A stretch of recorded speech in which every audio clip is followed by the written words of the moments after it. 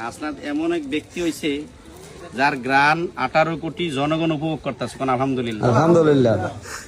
যদি সারা বাংলাদেশের জনগণ হাসনাতরে ভোট দেওয়ার কোনো সুযোগ থাকতো তাহলে বাংলাদেশের 300 এমপি মন্ত্রীর মধ্যে হাসনাত সবচেয়ে বেশি ভোট পাইল। ঠিক। আমরা দেবিদ্বারের মানুষ বিভিন্ন কারণে অনেকে চুপ থাকি, নীরব থাকি, কথা বলি না। আপনি যখন পাশাপাশি বিভিন্ন উপজেলায় যাবেন, ওখানের মানুষগুলো আপনারা যখন শুনবো যে আপনার বাড়ি দেবিদ্বার, আপনারা আমজাদা দুইটা কইব বলে এইবারের ভোটটা হাসনাত ভাইয়ের ছাড়া কেউ দিয়েন না। তাহলে সারা দেশের মানুষ হাসনাতের উপলব্ধি করতে পারছে হাসনাত কি জিনিস। আর হাসনাত আমার ঘরের সন্তান। আমরা এখনো অনেকে দুর্বলতা প্রকাশ করি। আমি বলি, মন থেকে বলি, আমরা যাকে ভোট দিয়ে নির্বাচিত করার চেষ্টা করতেছি, আল্লাহ যদি ওকে আমাদের খেদমতে নির্বাচিত করেন, আগামী সংসদে হাসনাত হবে হিরো অফ বাংলাদেশ। হাসনাত হবে হিরো অফ বাংলাদেশ।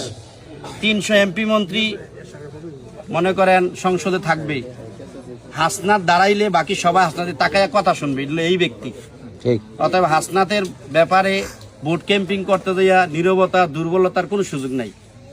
এই লোক অনেকে ফাঁস করলে এমপি হইব। আমি মনে করি আমাদের হাসনাত এমপি হইয়া একজন সিনিয়র পার্সন, একজন মন্ত্রী হবে, ঠিক, এবং যার পরামর্শে বাংলাদেশ আগামী দিনে পরিচালিত হবে। বুঝলেন? এজন্য আমরা শুধু ভোটার হইয়া কাজ করব না, আমরা এক একজন হাসনাত হইয়া, হাসনাতের কর্মী হইয়া কাজ করব। যদিও এবারের ভোট কিন্তু নির্বাচনে দুইটি, একটি হলো মার্কার ভোট, একটি হলো হ্যাঁ ভোট। হ্যাঁ ভোট হইল জুলাই অভ্যুত্থান, যাদের রক্তদানের বিনিময়ে 2026 সালের আজকে এই জায়গায় কথা বলার সুযোগ হয়েছে। যদি অভ্যুত্থান না হইতো তাহলে নির্বাচন হইল 29 সালে। তাহলে 29 সালের নির্বাচন 26 সালে আইছে। এটা আনার পেছনে যাদের রক্তদান, তাদের মধ্যে অন্যতম সেরা সৈনিক হল হাসনাত আব্দুল্লাহ। এই হাসনাত আব্দুল্লাহর শহীদ সঙ্গীদের রক্তের বিনিময়ে বাংলাদেশ থেকে জালেম, জুলুম, নিপাত হয়েছে, বিদায় হয়েছে। আগামী দিনে ইনসাফ ভিত্তিক রাষ্ট্র গঠনে হাসনাতের সহযোগী, বিশেষ করে বাংলাদেশ জামাত ইসলাম সহ 11 জনের দলের জোটের যত প্রার্থী আসবে সবার জন্য আমরা অন্তর্ভরে দোয়া করি।